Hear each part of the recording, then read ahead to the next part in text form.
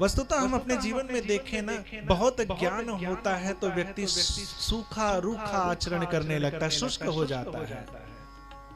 बहुत ज्ञानी भी होना अच्छा नहीं है, इसीलिए उद्विग्न से हो गए।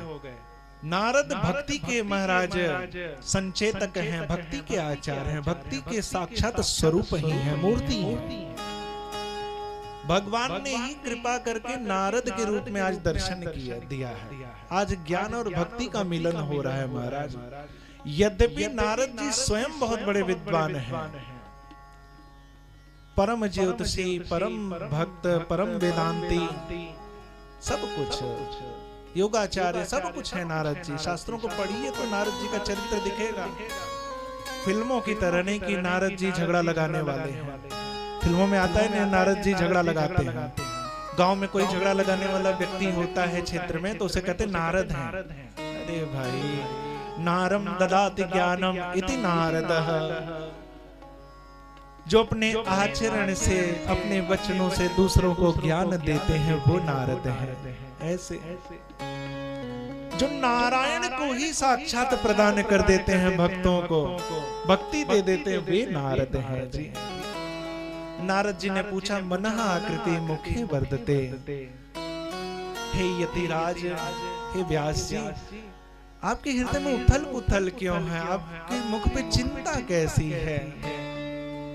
मुझे सत्य सत्य बताएं, इसका क्या कारण है? व्यास जी ने कहा, प्रभु मेरा मन शांत है, मेरा मन उद्विग्न सा है, मैंने इतनी रचनाएं की, मुझे शांति नहीं मिल रही है, क्या कारण है?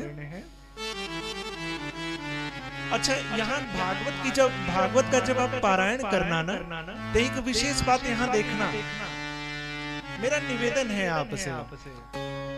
भागवत जी का जब आप कभी पारायण करना तो इससे पहले प्रसंग में नारद उवाच आया है, लेकिन जब यहाँ भागवत के प्रसंग में आप दर्शन करेंगे तो यहाँ श्री नारद उवाच लिखा हुआ है। मानो नारद जी के हृदय में भगवान या राधा रानी ही बैठ के प्रेरणा करने जा रही है।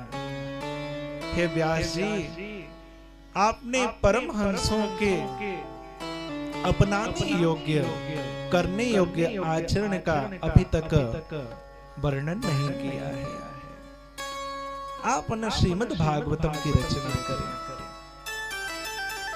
थोड़ा संकेत किया है महाराज। अजं प्रजातं जगतः शिवायतं, महानुभावभ्युदयो अधिगण्यताम्।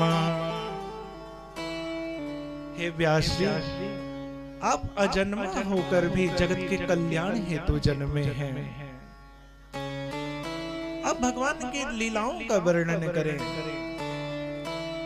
भागवतों के आचरण का वर्णन करें, भक्तों को कैसा आचरण करना चाहिए।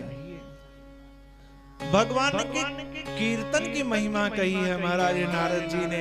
मुझे देखिए न व्यास जी, मैं एक दासी पुत्र था, पूर्व जन्म में भगवान ने मुझ पर अनुग्रह करके मुझे देवर्षि बनाया है। ये वीणा देखिए, ये वीणा भी करुणा करके गोविंद ने मुझे दी है, जिसमें मैं सप्त स्वरों के द्वारा भगवान की आराधना करता हूं।